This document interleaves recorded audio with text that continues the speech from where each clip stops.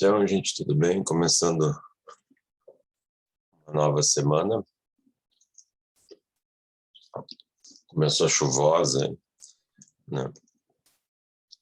Parece que chuva estava faltando bastante aqui pelo sul, pelo Brasil. Essa é uma das vantagens do digital, né? Não precisa sair na chuva, faz de onde está. Porque o trânsito com chuva também não é um facilitador da vida, né? Bom, então nós começamos a falar sobre contrato de fiança na última aula, que a gente havia acabado ali a locação, né? E porque a fiança também já ela pode ser usada em vários tipos de contratos, como uma garantia pessoal, fidejussória, mas ela tem uma peculiaridade, né, dentro da questão da locação, especialmente a locação da 8245, né, a residencial comercial urbana.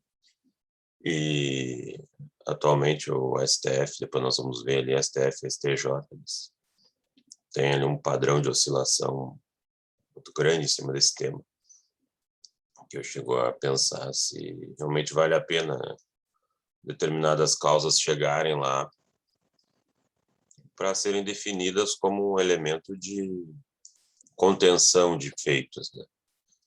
Você não chega necessariamente no STF com recurso extraordinário, com repercussão geral, ou no STJ com a técnica do recurso repetitivo, porque você está tentando buscar a melhor corte para definir aquele tema. Outros também têm a mesma capacidade de produzir um resultado equivalente, né?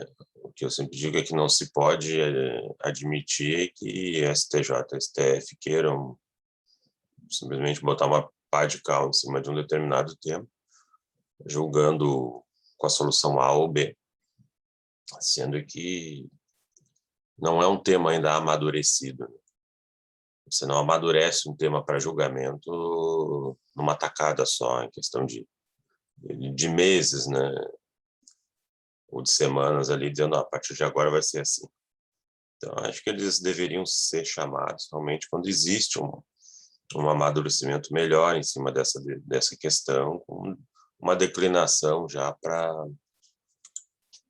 um dos resultados, né? Fora isso, o que a gente vê, me parece, é trabalho perdido. Então, nós vamos ver ali que só em cima desse tema tem uma oscilação terrível em questão de 2 ou 3 anos. Então, deixa as cortes inferiores irem tratando disso, né? E depois, num outro momento, quem sabe, se analisa isso. Mas, enfim, dentro da questão da fiança, um ponto aqui que a gente pega agora é a das espécies, tá? Espécies de fiança. Aí nós temos a primeira delas, que é a convencional, fiança convencional, que decorre do acordo de vontade, né? Quer dizer, uma fiança contratual. Nós temos a fiança dita legal, quando existe uma exigência legal para a composição de alguma garantia. E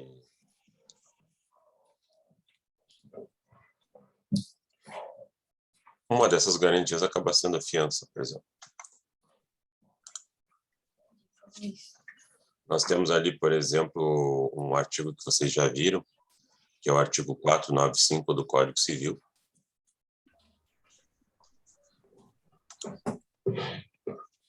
que fala sobre compra e venda quando o comprador cai em insolvência.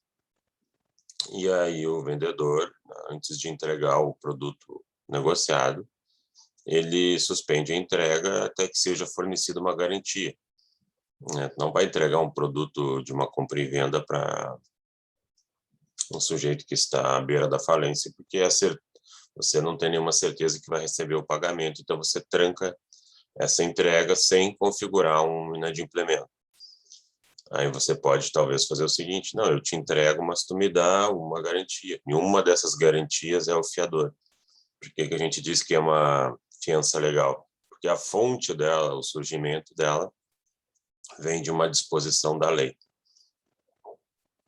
tá? Que não necessariamente aponta fiança, mas sugere que existe uma garantia numa determinada situação e essa garantia acaba sendo a fiança.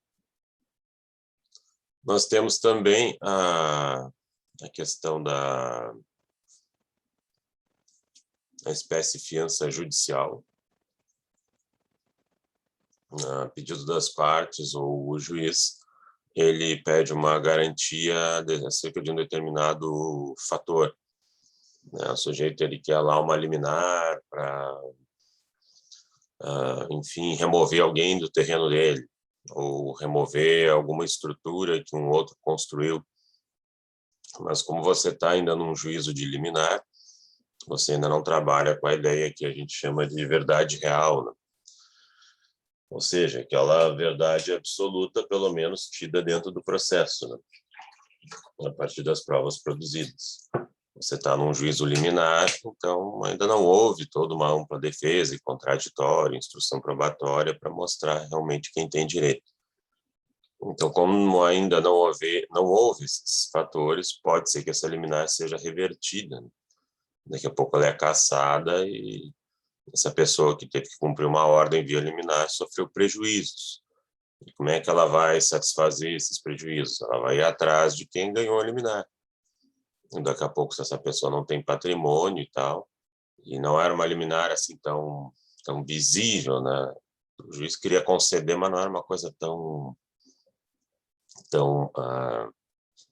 fácil, né, de definir. E aí ele pede uma garantia, talvez para o credor, para o autor da ação, né, para que possa satisfazer, então, o devedor que recebeu a liminar. E uma dessas garantias seria, então, um fiador. Estou aqui indicando um fiador. Caso a liminar promova prejuízos e depois seja cassado, ele pode garantir aí o ressarcimento do réu da ação. Não, é uma alternativa. E justamente a gente diz judicial porque a fonte dela acaba sendo o processo, né? É dali que surge a ideia da garantia. Existe também, como outra espécie, a garantia à fiança singular, quando você tem apenas um fiador. E também, aqui como última espécie, tem a chamada garantia à fiança conjunta, também chamada de cofiança. Fiança conjunta, cofiança. É quando existe mais de um fiador. Existe mais de um fiador. E quando existe mais de um fiador, nós presumimos entre eles a solidariedade. Depois nós vamos falar sobre isso daí de novo.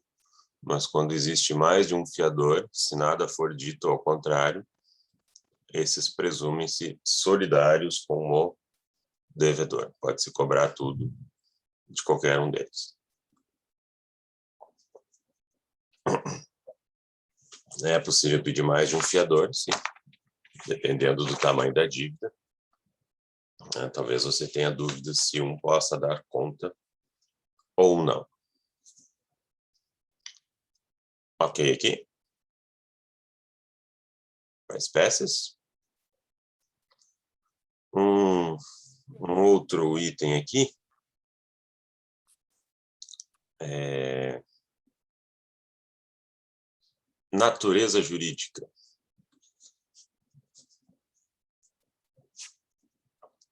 Natureza jurídica do contrato de fiança.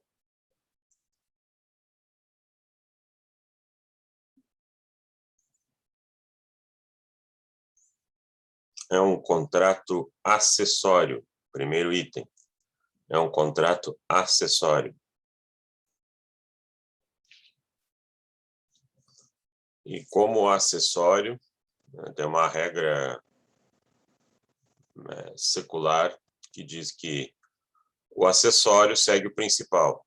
Ela era expressa antes no Código Civil passado, no Código Civil de 16, no artigo 59, dizia que a sorte do acessório estava ligada à sorte do principal. Então, o que acontecer com o principal afeta o acessório. Em outros termos, se o principal é nulo, o acessório também o será. Então, quer dizer, não existe fiança válida sob contrato nulo. Você imagina um contrato que tenha uma nulidade e que por isso seja inválido, a fiança feita com ele também será inválida.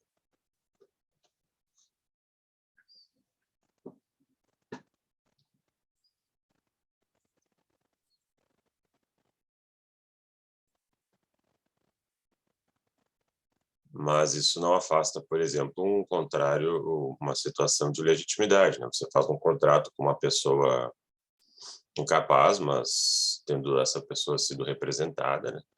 Ou assistida, o que afasta os vícios dele. Esse tipo de contrato, ele é afiançável, não há problema. Senão, o coitado do incapaz lá não poderia, por exemplo, alugar um imóvel. O sujeito não tem dinheiro para comprar um imóvel. Como é que ele vai ter uma moradia? Ele vai precisar alugar. Aí vem lá o representante dele e faz o contrato. Evidentemente que se eu sou locador, eu vou alugar para um incapaz, eu vou buscar também garantias, né? Porque eu não sou ali uma entidade de caridade, né? Eu preciso desse dinheiro para subsistência.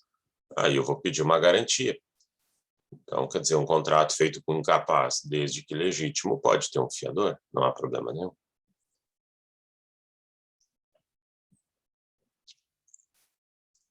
Agora, por exemplo, tem ali um outro cenário, no artigo 588 do Código Civil, que diz o seguinte: o mútuo feito a menor, empréstimo de dinheiro feito a menor, claro, menor não representado nem assistido, né? É uma questão meio lógica, né? O mútuo feito a menor não pode ser reavido do menor. O empréstimo de dinheiro feito a menor não pode ser reavido do menor. E nem do fiador. Quer dizer, caso esse contrato tivesse uma fiança, né, eu não posso, na medida em que eu não posso cobrar do devedor principal, também não posso cobrar do fiador. Isso está lá nos artigos 588 e 824 do Código Civil. Esse mútuo menor, vira e mexe, aparece em provas aí de OAB e concurso, como nas provas objetivas, né?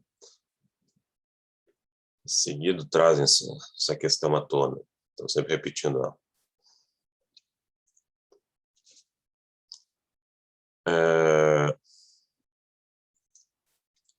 Uma outra característica da fiança, como dentro da ideia de natureza jurídica, é o fato de que ela é um contrato unilateral. É um contrato unilateral.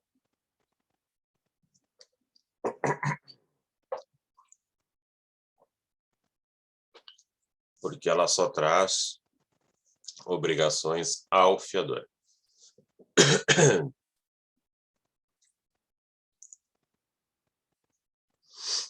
É uma obrigação imperfeita, né? Ele não gera o débito, mas ele tem a responsabilidade pelo pagamento do débito.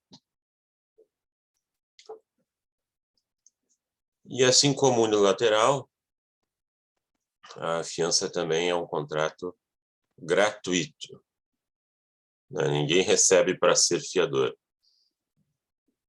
Não existe uma contraprestação do credor para aquele sujeito que se habilitou como fiador.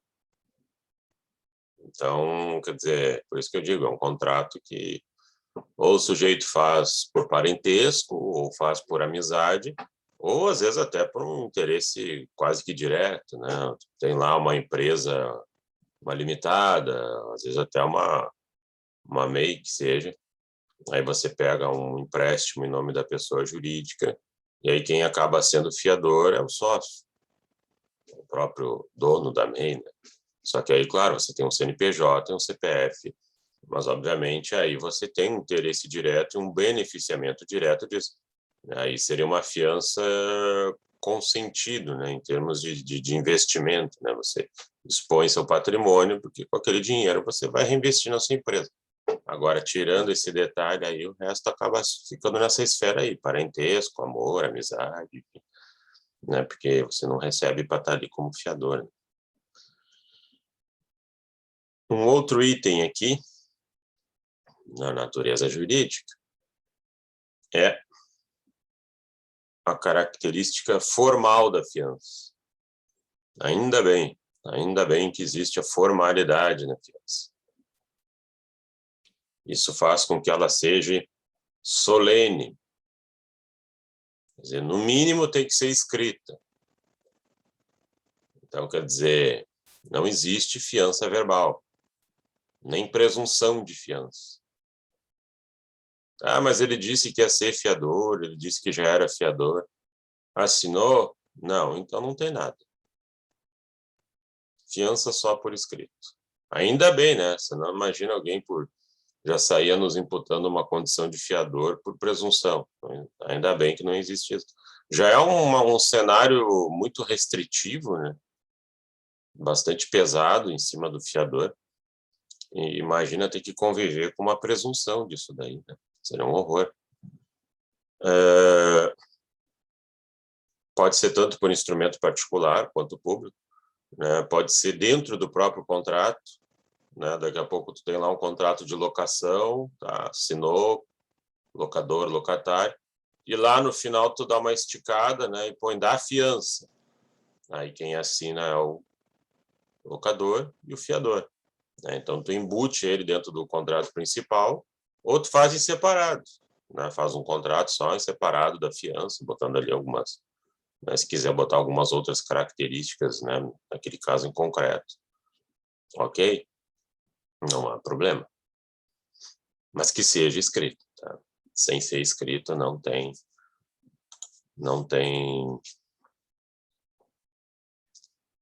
validade. E um último detalhe aqui, último característica dentro da natureza jurídica dela, é que ela é um contrato subsidiário. Então, nós estamos falando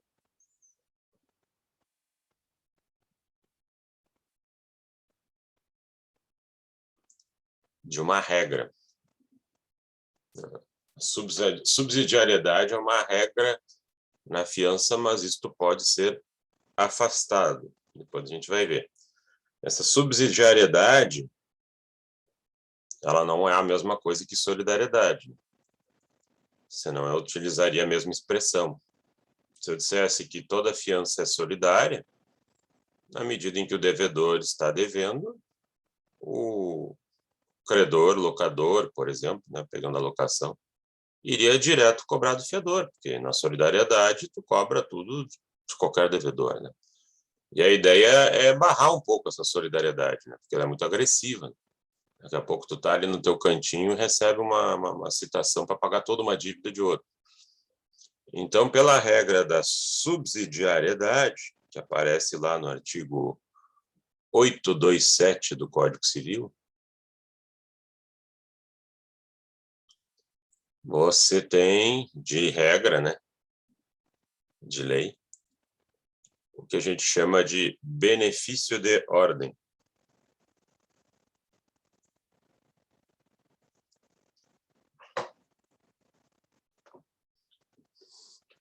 Benefício de ordem. Então, assim, pelo menos eu posso, se citado for, apresentar bens do devedor. Dizer, olha, primeiro tu executa o cara, né? Tem aqui uma lista de bens dele, desimpedidos, né? Na mesma cidade, né? Não dá para dizer, olha, tem um pedaço de campo no interior do Amapá. Tá, imagina a mão de obra para conseguir fazer isso. Tem que pegar um advogado lá, um investigador lá. Aí para o credor é uma garantia meio meio ruim, né? Não é uma ideia de garantia propriamente. Então, tem que ser, no mínimo, no mesmo município, né? Então, quer dizer, eu não vou entrar de fiador num contrato de locação em que o devedor não tem onde cair morto, salvo se o devedor for um filho. Daqui a pouco, quem controla o contrato sou eu, né? Eu faço o pagamento, eu faço acompanhamento. Se tu deixar a esmo, um dia vira tragédia. Então, mas pelo menos tu tem essa garantia. Ó, se começar por mim, primeiro eu indico bens do devedor. Ah, tá, mas e se o devedor não tem mais bens? Bom, daí realmente aí tu marchou. Mas pelo menos tu tem direito de fazer isso, né? Então isso dá a característica da subsidiariedade dela, que depois a gente vai ver que é negociável. Também tu pode eliminar essa característica. Alguma dúvida aqui, gente? Alguém tem alguma dúvida? Bom, um outro item aqui diz respeito a requisitos subjetivos. Requisitos subjetivos da fiança.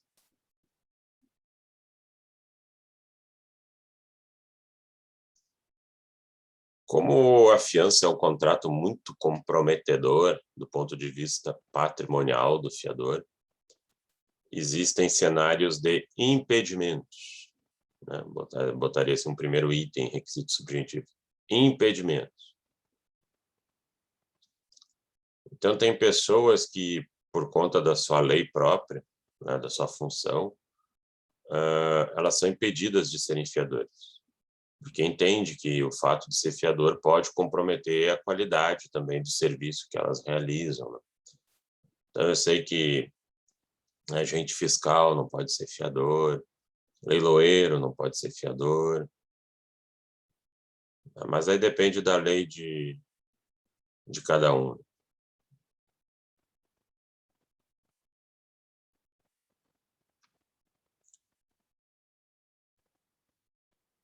Tutor e curador não pode ser fiador do tutelado e do curatelado.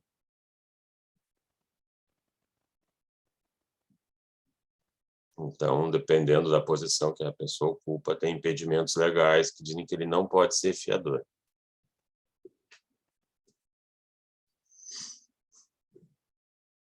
E aí tem um outro item aqui que diz respeito a requisitos subjetivos.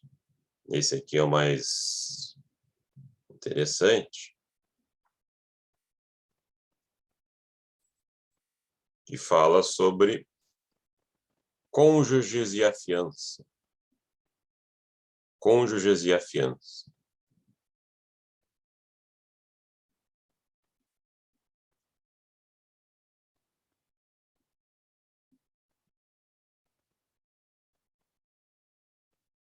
Ou seja, o que a lei faz?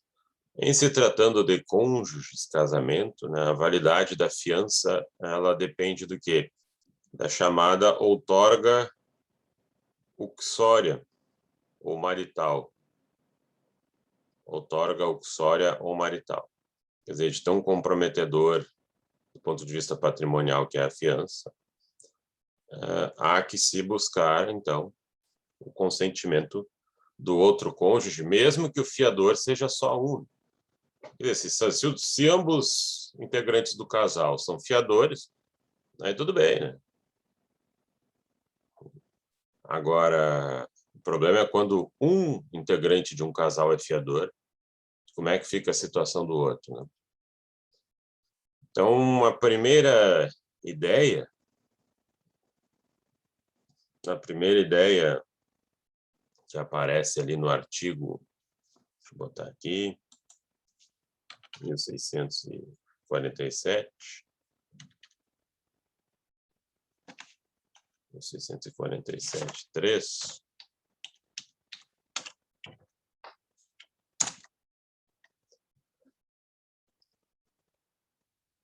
é que a fiança entre sujeitos casados só seja válida se houver consentimento do outro. Assina como testemunha, rubrica o contrato, ou autoriza expressamente. Mas tem que lembrar de pegar a autorização do cônjuge do fiador.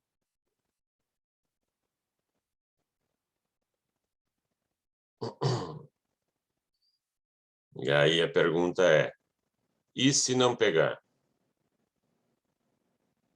E se só um sujeito casado assinou? Não pegou autorização do cônjuge? Aí a lei diz que essa fiança ela é anulável.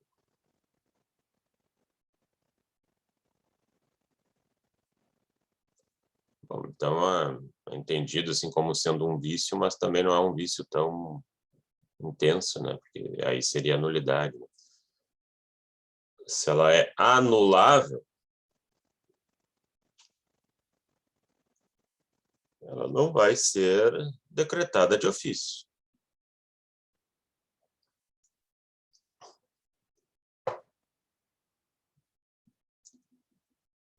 Então, ela depende do que? Ela depende de alguém, né, postular essa anulabilidade.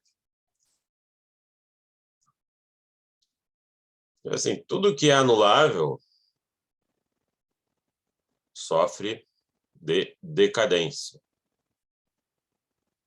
se tiver prazo em lei.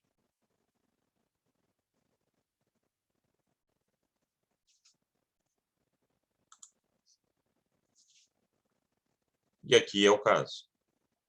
Então, existe um prazo para pedir a anulação de uma fiança, se ela foi feita com alguém casado e não houve consentimento do seu cônjuge. Que prazo é esse? Ele está lá no artigo 1649.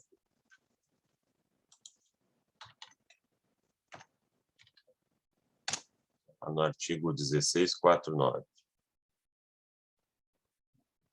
Aí você tem o prazo decadencial de até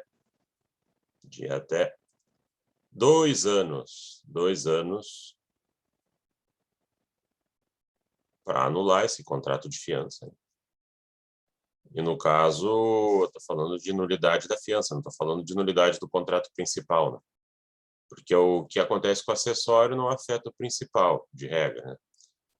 Então, quer dizer, o contrato principal vai continuar, mas a fiança não vai ter validade.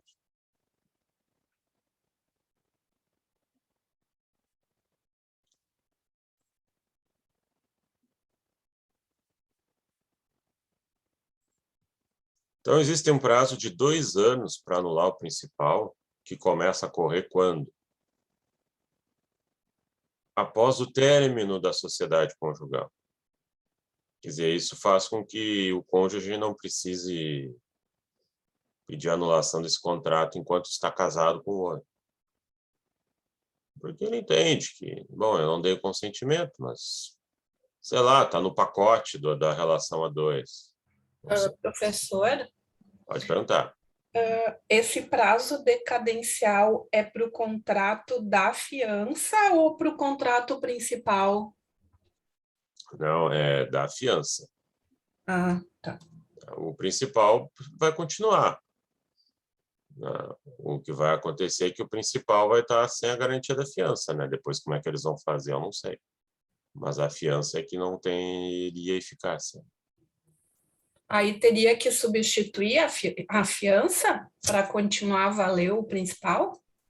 Aí vai depender do credor e devedor, né? Aí, claro que como o credor começou com uma garantia e daqui a pouco essa garantia cai, tá na estrutura desse contrato haver uma garantia, né? Aí ele pode até interpelar o devedor e dizer, então me traz um outro fiador. Tá, ok. Tá? Senão ele diz, então vamos acabar por aqui, né? Se não tiver garantia, a gente acaba por aqui. Tá, ok. Tá bem? Mas e aí, então, o que o legislador quis? Ele não quer provocar uma ação no meio do relacionamento, né? No meio do casamento. Né? Se ele dissesse, esse prazo começa a fluir a partir do momento em que vige o contrato principal, Aí daqui a pouco a esposa teria que entrar com uma ação processando o marido para pedir uma nulidade de fiança que ele deu. Não um casal onde um chega ao ponto de ter que entrar com uma ação judicial contra o outro no meio do casamento. Eu não digo que não aconteça, porque nessa vida tudo é possível, mas não é um cenário muito interessante, né? Então, para que não tenha esse confronto, né, e daqui a pouco a fiança nem é acionada, né? Daqui a pouco o devedor pagou, beleza, né? A fiança se extingue junto com o principal. Para não haver esse desgaste, o legislador diz, não, então, quando houver o término da sociedade conjugal, tem 2 anos para esse cônjuge pedir a nulidade da fiança. A sociedade conjugal termina pelo divórcio, pela morte de um dos cônjuges, e assim vai. Bom, aí também nesse sentido, tem uma súmula, que é a súmula 332 do STJ. Essa é uma súmula interessante, porque ela afastou uma dúvida, no sentido de dizer o quê? A fiança sem outorga do cônjuge, né? Ela é totalmente ineficaz. Porque no passado tinha uma discussão que dizia, não, mas então, como não houve autorização do cônjuge, ela compromete só o patrimônio do fiador dentro daquele contexto do patrimônio familiar, né? Já que o outro não deu autorização. Mas o STJ disse, não compromete nem a dele. Entre sujeitos casados, se você não pega a autorização do cônjuge, para um deles dar fiança, nada ali é válido, na medida em que a anulabilidade for questionada. Tá? Então, não salva nada, perde tudo. Então, o credor tem que ficar atento. O sujeito é casado, pega a assinatura do cônjuge dele. Agora, como é uma anulabilidade, nada obsta ela ser suprida depois. Né? Começou lá só com o fiador assinando, sem pegar a autorização do cônjuge dele. Passou 2 anos, o cônjuge vai lá e dá uma assinada. Eu ratifico. Eu confirmo aqui essa fiança. Não tem problema. Como é uma anulabilidade, o que é anulável pode ser salvo, né? Pode ser suprido. Artigo 16, artigo 1649, parágrafo único. Se fosse uma nulidade, não. Se fosse uma nulidade, não.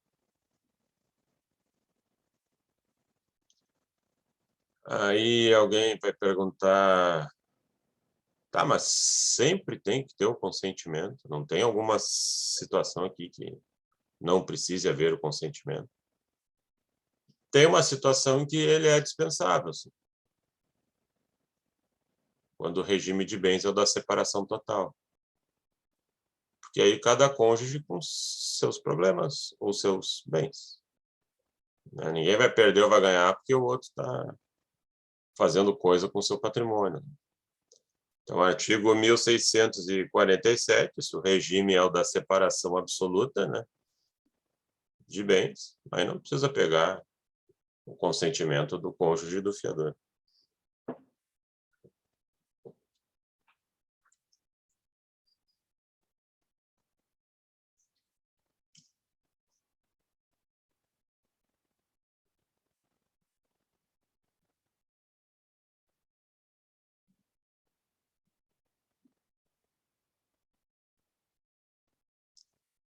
E é fácil você saber se o sujeito é casado ou não, né? Basta pedir uma certidão atual do registro de pessoas naturais para ele, ali vai ver se ele é casado ou não. Mas aí pode alguém questionar, tá, mas e se for união estável? O problema da união estável não é o conteúdo dela, porque o conteúdo dela é o mesmo do casamento, né? Para formar a família, né? Só que ela se pauta por uma informalidade, né? Ela tem uma estrutura informal, então você tem dificuldades depois de prova em relação a ela. Então, quando alguém tem uma união estável, como é que ele se declara em contratos em outros lugares? Ele se declara solteiro, né? Na medida que ele se declara solteiro, você não vai fazer uma investigação, né?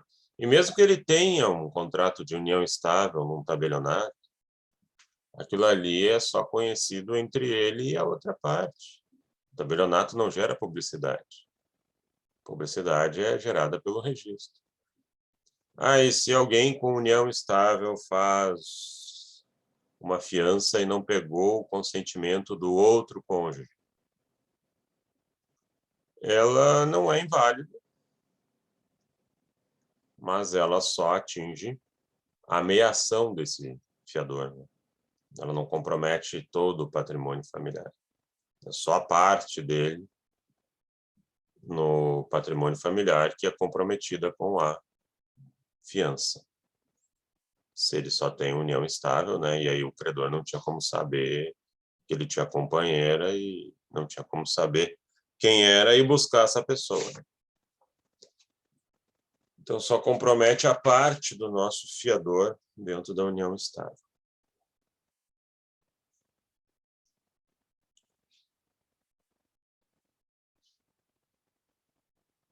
Ok aqui?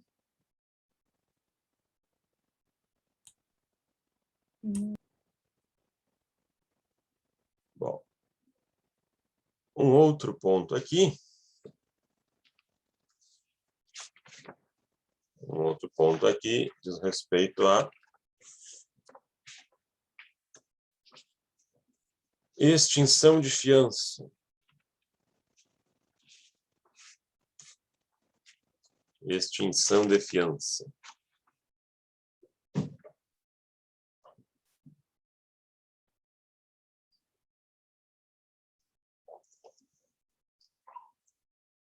Primeira coisa, primeira situação que leva a uma extinção de fiança.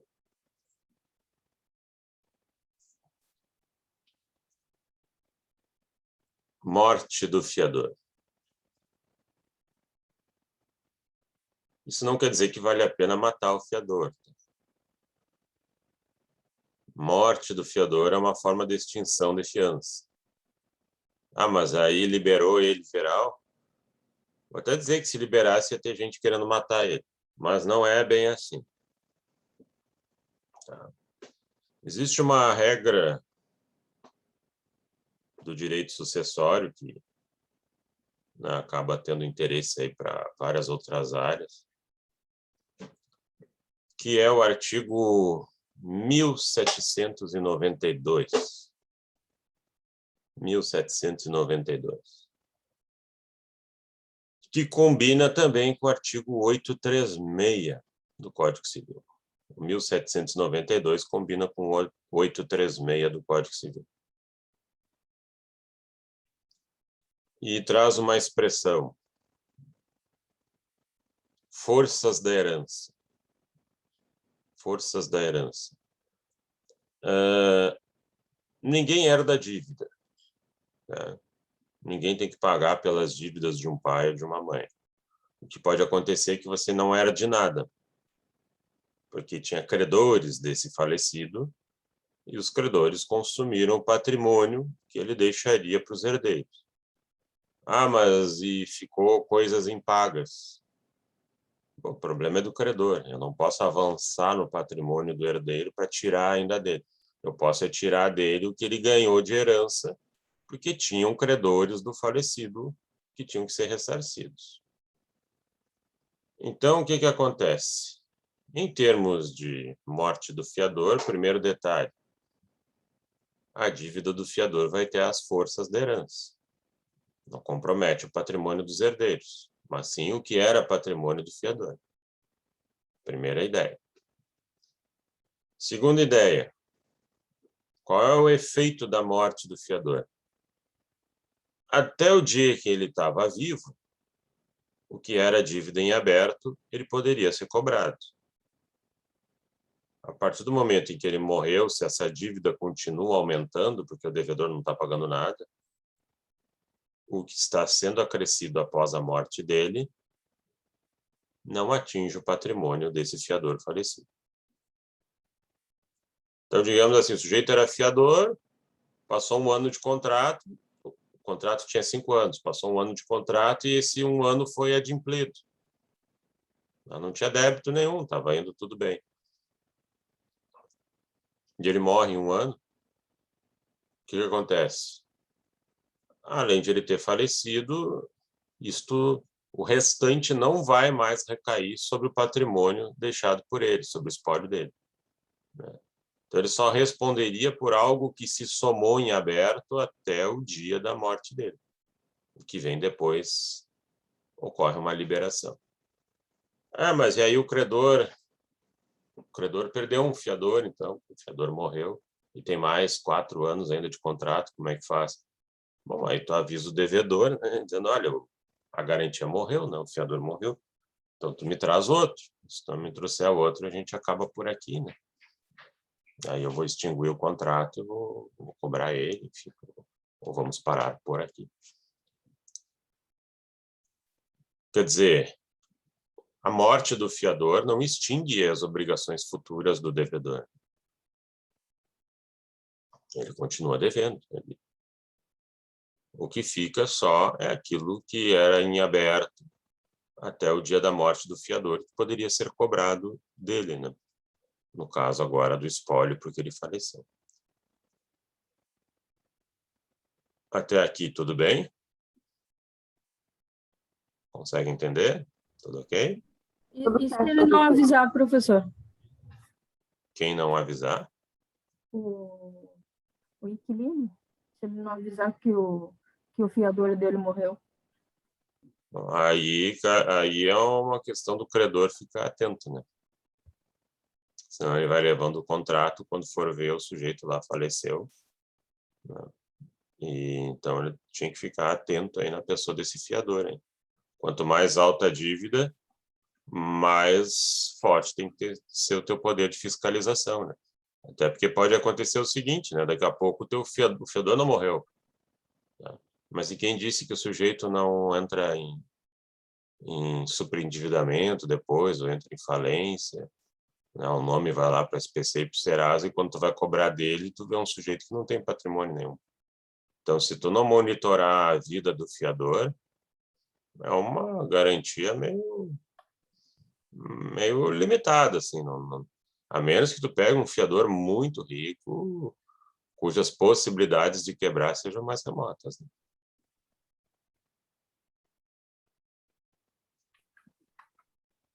O fiador não está proibido, por exemplo, de vender o único imóvel dele. Daqui a pouco ele tem um bem de família, tá, estou garantido, vou penhorar a casa do cara. Daqui a pouco o sujeito vende no meio do contrato, ele não está proibido, né? Então, o credor não está blindado para todo ou sempre, né?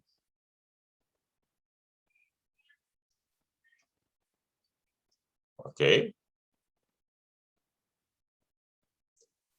Bom, uma outra situação aqui envolvendo fiança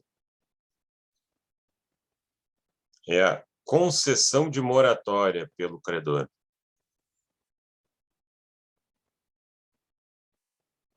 Concessão de moratória. Artigo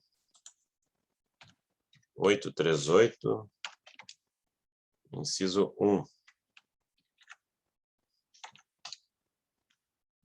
Código Civil.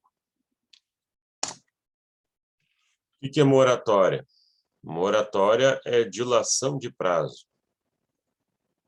Ampliar o prazo para pagamento. Teve bancos que fizeram isso ano passado, por causa da pandemia, deram 3, 4 meses ali para o sujeito de moratória, assim, que ele precisava pagar um financiamento. Só que isso aí é um horror, porque aí tu aumenta o contrato do cidadão e aí põe mais juros e mais correção. Tu tem um contrato de mútuo que foi expandido, aumentando a conta. Então, só se realmente tu não tinha dinheiro ali na hora, porque no mais tu vai pagar por esse retardamento. Então, de regra, a dilação de prazo, moratória, torna a dívida pior e mais cara. Daqui a pouco põe mais prestações também, enfim. o sujeito vai querer, o credor vai querer se compensar e às vezes até tirar vantagem em cima da desgraça ali. Aí a questão é, tu tem uma dívida principal que tem um fiador, né? E aí tu ofereceu moratória para o devedor e o devedor aceitou. Só que aí tu fez um pecado. Fizeste um pecado. Qual foi o pecado? Não pegou o consentimento do fiador. Então, na medida em que não foi pego o consentimento do fiador, isto dá margem para ele poder pedir a extinção da fiança. Ele pode pedir a extinção da fiança.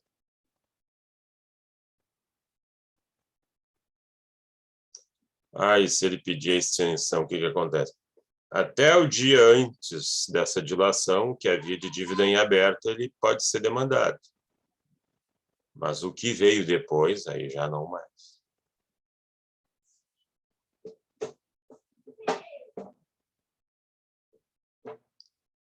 Os acréscimos não afetam ele, porque ele não deu consentimento.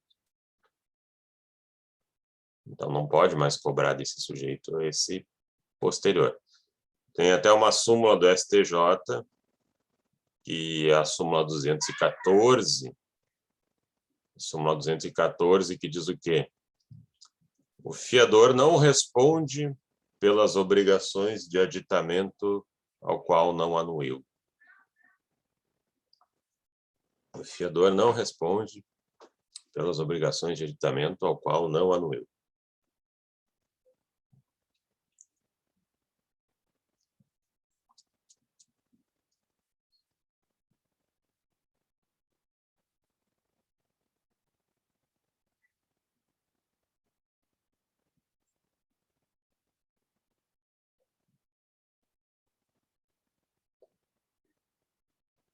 Ok?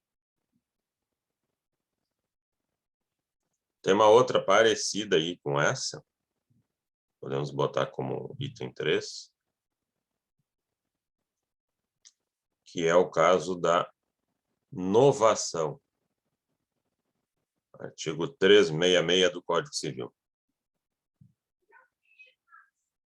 Vocês lembram lá de obrigações, eu acho? O que era a novação? Quando você extingue uma dívida para criar uma outra. Normalmente, essa outra volta pior, né? Daqui a pouco o sujeito está ali sufocado por um determinado empréstimo com o banco, aí eles extinguem aquele empréstimo e criam outro com mais prazo, mais juros, mais encargos, tornando a dívida maior, obviamente. Então, o que acontece? Se você vai fazer uma novação e o contrato originário tem um fiador e você não pega anuência com o fiador, você também está extinguindo a dívida dele. Não que ele não possa se manter, daqui a pouco, eu dou o meu aval ou eu fico vinculado, não há problema. Mas se ele quiser pedir a exoneração, ele pede. Olha, vocês mexeram no contrato sem a minha anuência, né? Eu estou aqui de graça, é uma obrigação unilateral, gratuita, não tem por que ficar aqui ainda assumindo um cenário pior que eu nem imaginava que ia acontecer. Né? Então, eu estou pedindo para me exonerar. O que tinha até hoje, eu poderia ser demandado. O que veio depois, já não mais. Aí também incide a súmula 214 do STJ. Então, assim, é uma barbeiragem, né? Você querer forçar a barra e fazer modificações no contrato que tem fiador sem avisar o fiador, sem pegar o aval dele, sem pegar a anuência dele. Ele vai cair fora. Ele vai pedir para sair na medida em que ele descobrir que isso está acontecendo.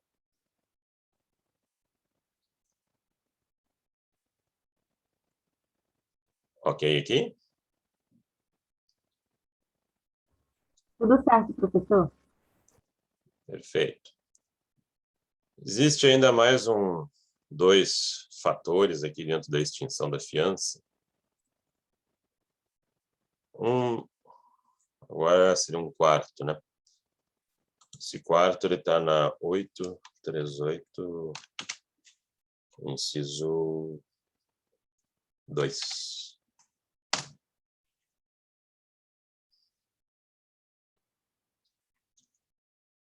Ele tem a seguinte ideia. Frustração de subrrogação legal do fiador nos direitos e preferências. Frustração da subrrogação legal do fiador nos direitos e preferências. O que acontece? O fiador, ele não tem contrato com o devedor, mas se ele for acionado para pagar a conta que o devedor deixou, ele pode depois se ressarcir com esse devedor. A única coisa que salva ele, né, e que talvez estimule as pessoas a entrar como fiador é isso. Se eu tiver que pagar para o credor, eu pelo menos posso tentar me ressarcir com o devedor. Tá.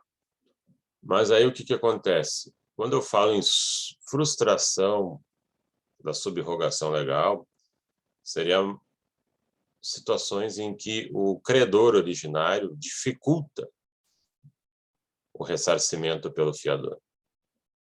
Daqui a pouco esse contrato ele não tinha só uma fiança, ele tinha também uma hipoteca, digamos assim, uma hipoteca envolvendo o único bem de família do devedor. Tinha um ônus real, uma garantia real em cima desse único bem de família do devedor. Eu, como fiador, eu entro, por quê? Porque se eu vou me subrrogar nos direitos do credor, significa o quê? Eu posso até ter que pagar essa dívida, né? O credor vem para cima de mim, lá me cobra. Mas eu sei que eu vou me ressarcir e vou poder executar esse imóvel dele. Por quê? Porque eu vou receber também essa hipoteca. Isso vai vir a meu favor. Então, eu vou poder executar esse imóvel dele e ele não vai poder dizer que é o único bem de família dele. Então, eu vou entrar nessa fiança porque ela tem um risco diminuído. Tem um risco reduzido. Até porque, como tem hipoteca, ele não pode vender. Só que aí, um belo dia, eu descubro que o credor liberou a hipoteca do cara. Liberou a hipoteca do devedor e ele está com o bem solto. Pode ser até que já tenha vendido. Bom, então, a partir do momento que eles fizeram esse, eu diria até um conluio, né, praticamente isso. A partir daquele momento que eles fizeram isso, eles me desarmaram como fiador que vai buscar o ressarcimento. Então, o que eu vou fazer? A partir do momento em que eles fizeram isso, né, vou voltar no passado, a partir daquele momento, eu estaria exonerado da fiança. Porque o credor dificultou a minha vida. Né, impediu meu ressarcimento propriamente. Então, é mais outro detalhe, né? Não mexa no contrato. Não mexa no contrato originário sem consultar o fiador para ver se ele vai querer continuar diante dessa alteração. Ok aqui?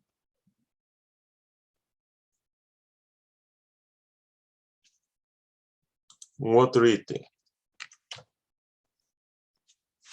838, inciso terceiro.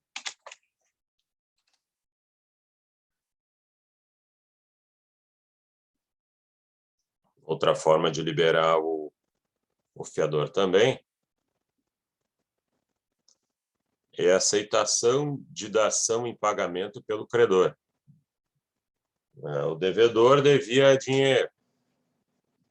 Devia, sei lá, 200 mil reais para o credor. Aí ele chega para o credor e diz, eu tenho uma BMW que vale 230 mil, tu aceita? Aceito. Tá bem, eu aceito. E aí, então, em vez de pagar em dinheiro, paga com carro. Quando a gente muda a forma de pagamento, a gente cria aquela figura da ação em pagamento. E era um contrato que tinha fiador. Mas aí tu aceitou o pagamento com o carro, extinguiu o principal, derrubou a fiança, o fiador está liberado. Para surpresa do nosso credor, daqui a pouco tem uma busca e apreensão em cima dessa BMW, ou ela é perdida aí por algum outro motivo que ele não olhou melhor, né? Não fiscalizou melhor. E aí ele perde a BMW, e aí o que ele vai fazer? Ele continua com crédito lá de 200 mil para cobrar do devedor. Aí ele chega em cima do fiador e diz, não, mas aquela minha quitação não valeu, porque depois eu perdi o bem dado em dação. Aí o legislador, no artigo 838, inciso 3, diz o seguinte, olhando para o credor, o problema é teu. Né? Quer dizer, tu que tinha que ter averiguado sobre a saúde desse bem. Né? No momento que tu fez da ação, isso é pagamento, tu extinguiu a dívida, liberou o fiador. Então, procure fazer as coisas da forma mais certa e correta. Aí nós temos um fiador também que pode pedir a sua liberação.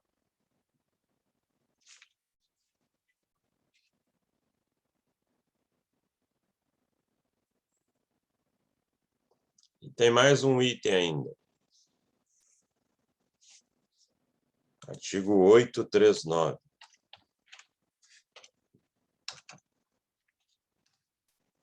Código Civil.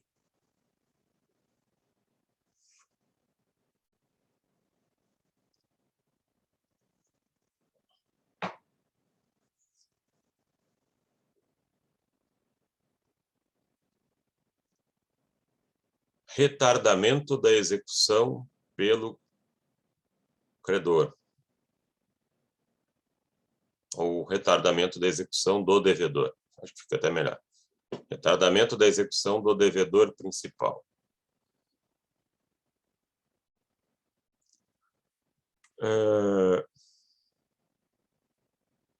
O fiador é citado para pagar uma dívida, né? E aí ele tem aquele benefício de ordem que eu falei antes, né?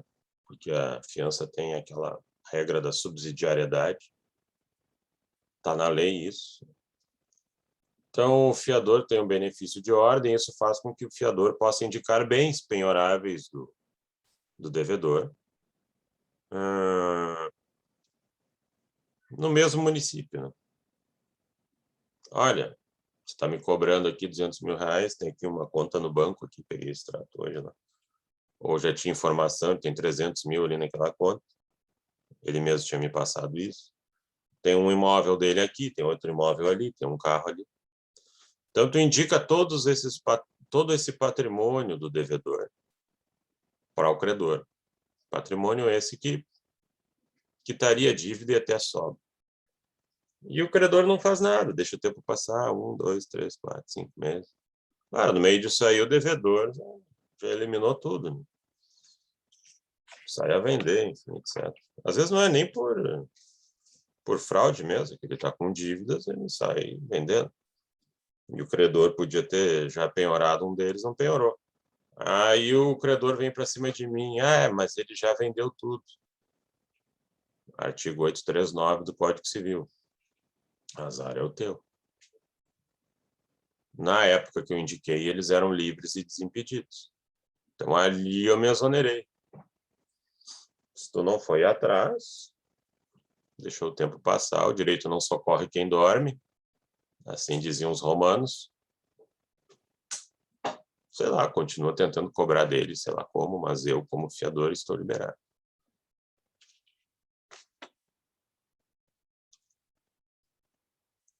Ok aqui? Bom. Okay. Então, assim, e uma vez ocorrendo essas hipóteses aí,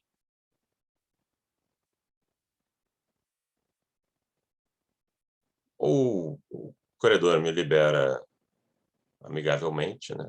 Ou razoavelmente, ou eu vou ter que entrar com uma ação de exoneração de fiança. Quer dizer, eu vou entrar com uma ação quando não existe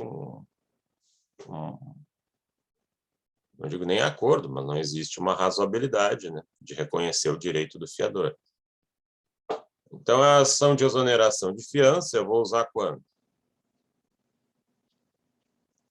Quando eu tiver essas situações aqui do artigo 838 do Código Civil, que eu falei para vocês.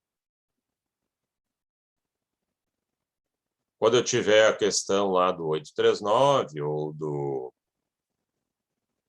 366, novação. Mexeram no contrato, não me falaram, estou pedindo para sair, não querem me deixar sair, eu vou ter que entrar com uma ação para dizer que eu tenho o direito de me retirar da fiança. Então, são hipóteses do uso dela. Mas também, né, se eu pedir e não ganhar isso amigavelmente, eu posso usar essa ação se eu estou numa fiança sem limitação de tempo. Quer dizer, eu não posso ficar vinculado a um contrato de fiança sem limite de tempo, né? E às vezes até o principal nem tem também limite, e ficar vinculado à vontade do sujeito. Se a fiança não tem limite de tempo, a qualquer momento eu posso, como fiador, notificar o credor e dizer, estou saindo. Aí eu vou ficar vinculado por mais 60 dias ainda. Na medida em que eu disser que eu estou me exonerando, eu fico vinculado mais 60 dias no contrato e aí acabou. Artigo 835 do Código Civil. E, professor, se tu assina um contrato de fiança por 5 anos, tu pode desistir antes? Não. Não? Não, fica vinculado. Salvo se eu tiver algum desses motivos aqui. Sim, não tendo nenhum desses motivos, eu não posso desistir. Está pendurado. Mas 5 anos ainda é a hipótese mais interessante. Porque existe a desgraça, ainda pode ser maior. Tá? Se a gente pegar ali a 8245, lei do inquilinato, né? Lei 8245 de 91, diz o artigo 39, salvo disposição em contrário, o fiador está vinculado até a entrega das chaves. Então, quer dizer, já acabou o contrato principal e o devedor continua lá. Aí alguém tem que fazer, tem que tirar aquele infeliz de lá, né? Tem que fazer um despejo, sei lá. E aí, como é que faz? Bom, muitas vezes o credor não se mexe, porque ele sabe que ele tem um fiador que, no fim, vai estar pagando esse tempo, né? Enquanto o locatário está no imóvel, está rodando o taxímetro, né?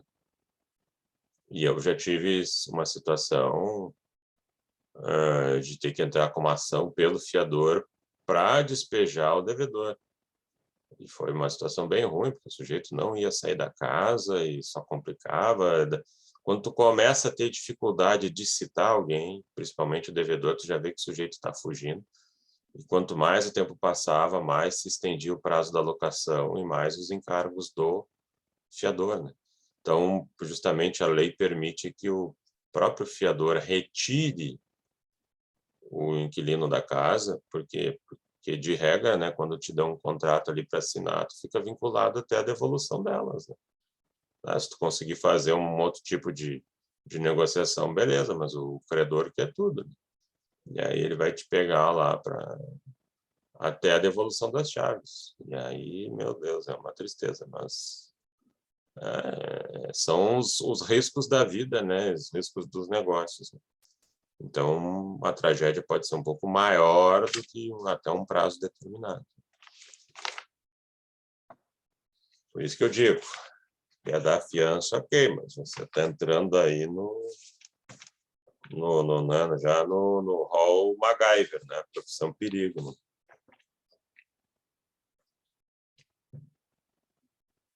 Dúvidas aqui? Não. Um outro item.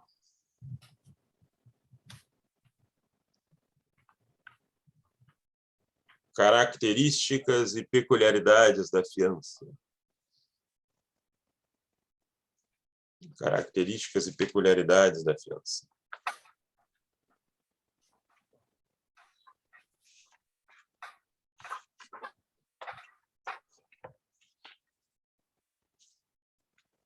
O primeiro deles, eu já havia mencionado, agora vamos sedimentar.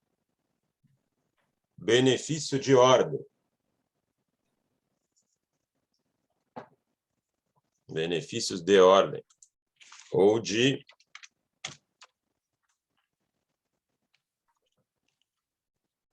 também benefício de excursão. Benefício de ordem ou benefício de excursão.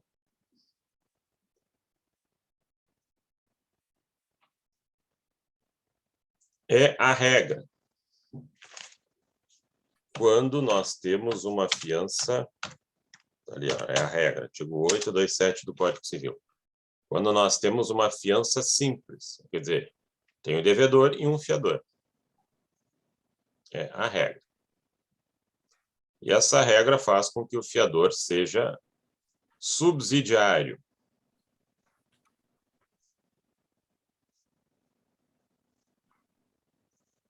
E como subsidiário, ele tem direito que, na medida em que ele é citado para pagar,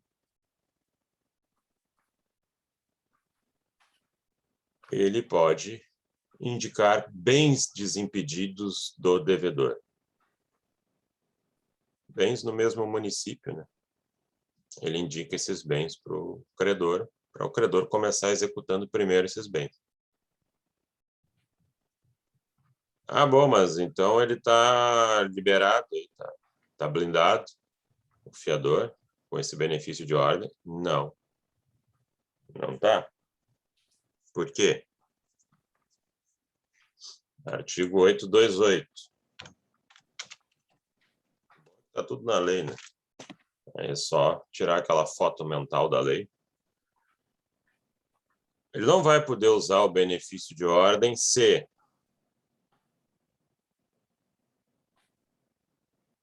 o devedor for falido ou insolvente. Aí tu vai indicar que bem, né? Vai indicar uns bens tudo já penhorados, que não vai sobrar nada para o credor. Se não tem bens ali para indicar, a continha fica para o fiador, simples. E que é pior, se tu tem um devedor falido e não tem bens para indicar, tu, o fiador, paga a conta e não vai te ressarcir depois. Então, é um cenário de tragédia total. Também não se aplica o benefício de ordem quando o fiador renuncia a ele, o que é o que normalmente acontece nos contratos. Quando tu entra ali como fiador, o credor não quer ficar te munindo de direitos, ele quer que tu pague a conta. Então, você vê ali uma cláusula dizendo em que o fiador renuncia ao benefício de ordem. Significa que eu posso começar cobrando por ele e não tem essa conversa de ficar indicando bens do devedor. Ou também, como quando o fiador se declarar como devedor solidário. Eu sou solidário ao devedor. Bom, acabou. Aí eu vou lá e cobro tudo do fiador, ele também não tem o quê. Não pode se defender com esse escudo aí do benefício de ordem.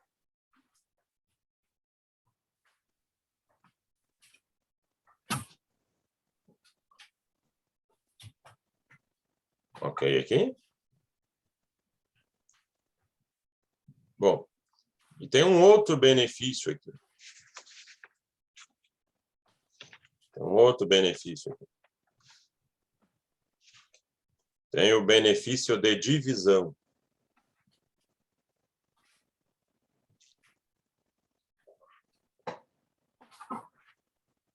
Qual é a regra? Vamos imaginar contrato com mais de um fiador. Pode acontecer? Pode. O credor quer garantias maiores. Então, nós temos um contrato com mais de um fiador. A regra é o quê? Que esses fiadores sejam solidários. solidários juntos com o devedor.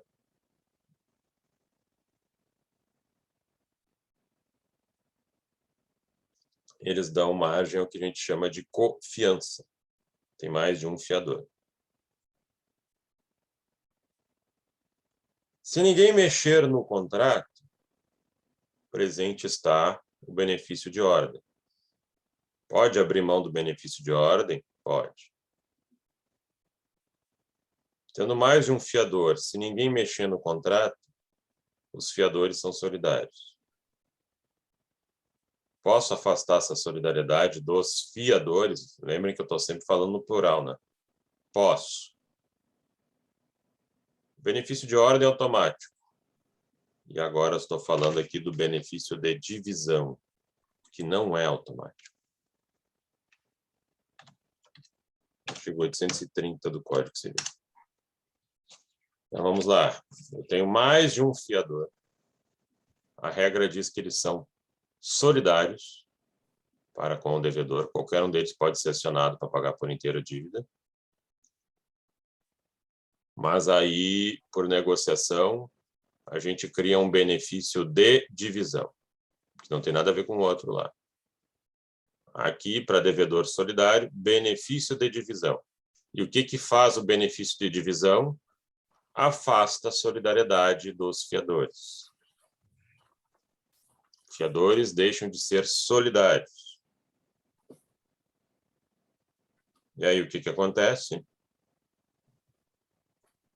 Cada fiador responde pela sua parte. Pode ser que um entrou no contrato e disse, não, eu só vou responder por 30. Aí vem o fiador B e diz, não, eu só vou responder por 10. Aí vem o C, eu vou responder por 40. E assim vai. Então, cada um só responde pela sua parte.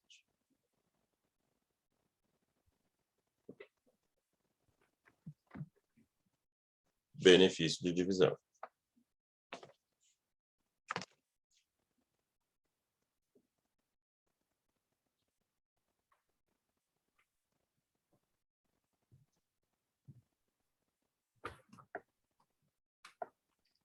Ok para os dois benefícios? Bom, uma outra característica.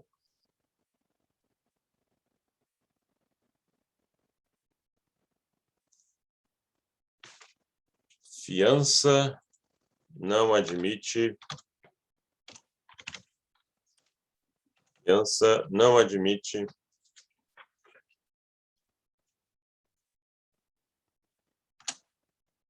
interpretação extensiva. Fiança não admite interpretação extensiva.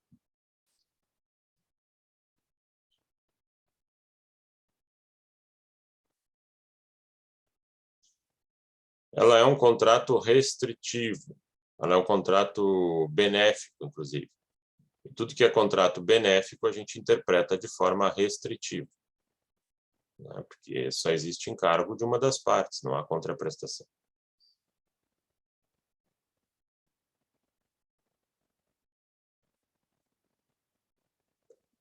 Então, o que acontece? A fiança não faz presumir, por exemplo, que o fiador fique obrigado também por dívidas após a morte do devedor principal.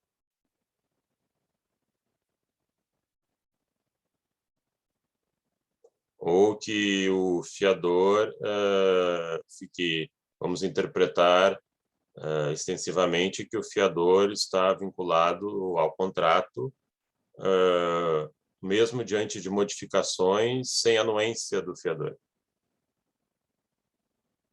Quer dizer, houve aquela novação, por exemplo, ou houve moratória, mas então vamos fazer uma interpretação extensiva no sentido de que o fiador está vinculado mesmo que ele não dê anuência. Não pode.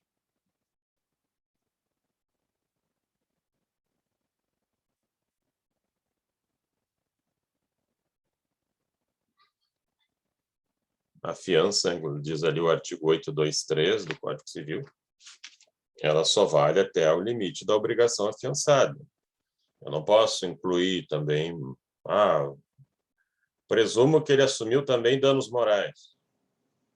Quer dizer, o credor achou lá que tem direitos de cobrar danos morais por um inadimplemento do devedor, e aí quer cobrar esses danos morais também do fiador.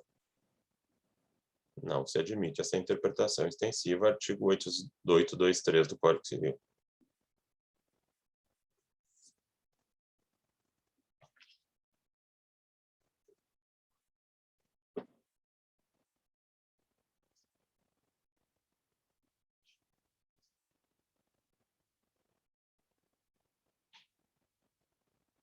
Uma outra característica aqui, está nos artigos 831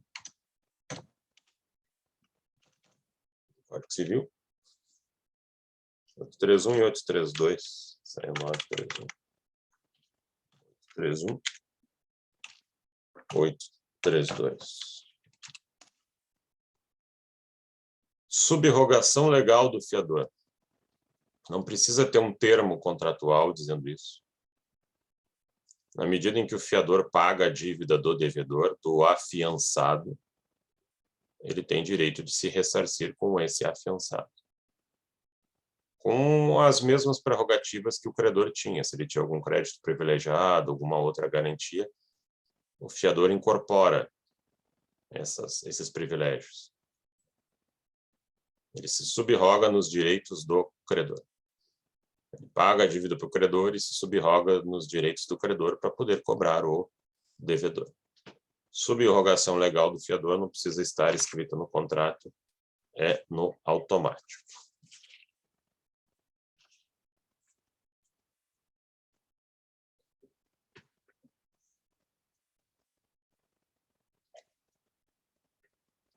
Ainda aqui,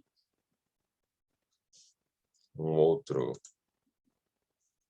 outra característica, 820 do Código Civil.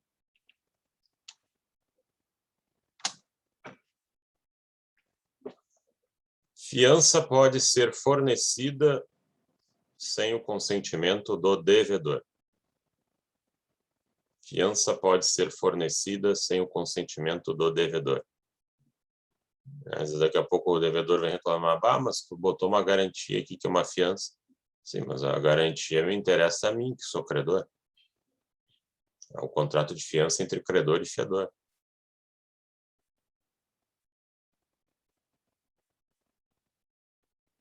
Mas tu pegou como fiador o meu tio. E ele quis livremente agir como fiador. Então, a opinião do devedor em relação ao fiador não interessa. Porque isso é uma garantia do credor e é um contrato entre credor e fiador.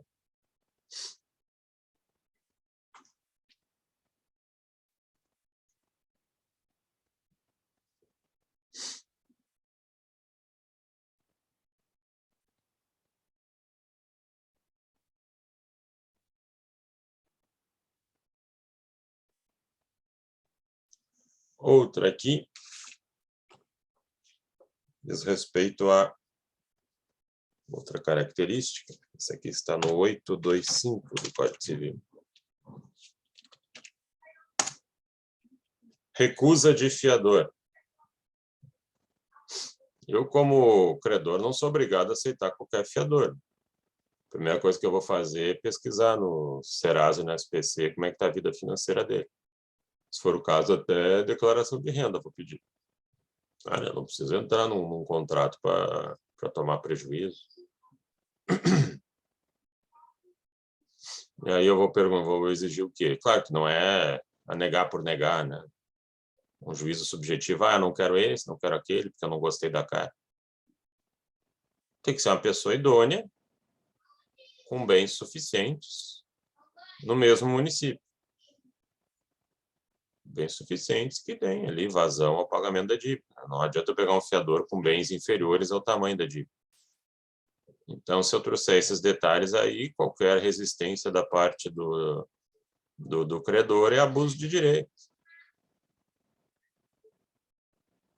A questão é um olhar econômico, ver se realmente o fiador tem condições de suportar uma dívida.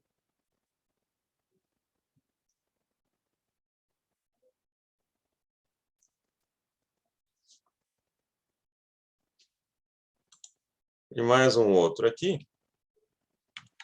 uma outra característica.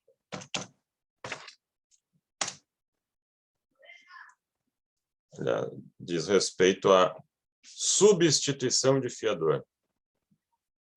Então, no meio do contrato, eu como credor, posso pedir a substituição de um fiador? Posso, né? O sujeito começou ali com uma ideia patrimonial interessante, daqui a pouco eu descubro que decretaram a falência de uma empresa dele, ele caiu em superendividamento, daqui a pouco, da noite para o dia, ele pipocou lá no Serasa, no SPC. Eu vou chegar para o devedor e dizer, olha, esse fiador aqui não adianta nada, é só pro forma. Ou tu me consegues outro, ou a gente acaba o contrato por aqui. Então, se o sujeito se tornar insolvente ou incapaz, são motivos para eu recusá-lo. Eu, como credor, eu tenho motivos para recusar o mesmo, né? Mas já durante a execução do contrato, né? Por isso que eu vou pedir que me seja entregue um outro fiador. Que o devedor me apresente um outro fiador, enfim.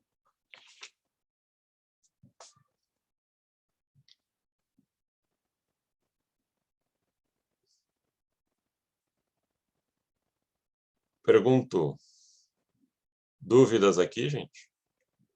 Alguém tem alguma dúvida sobre o que a gente viu de fiança hoje? Não, professor.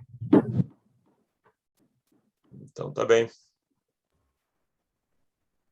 Boa semana a todos. Nos vemos, então, na quarta-feira. Damos continuidade aí, então. Qualquer coisa, me mandem no Moodle ali e ficamos em contato. Obrigado, prof. Bom dia. Bom dia. Bom dia, professor. Obrigada. Nada. Um abraço a todos.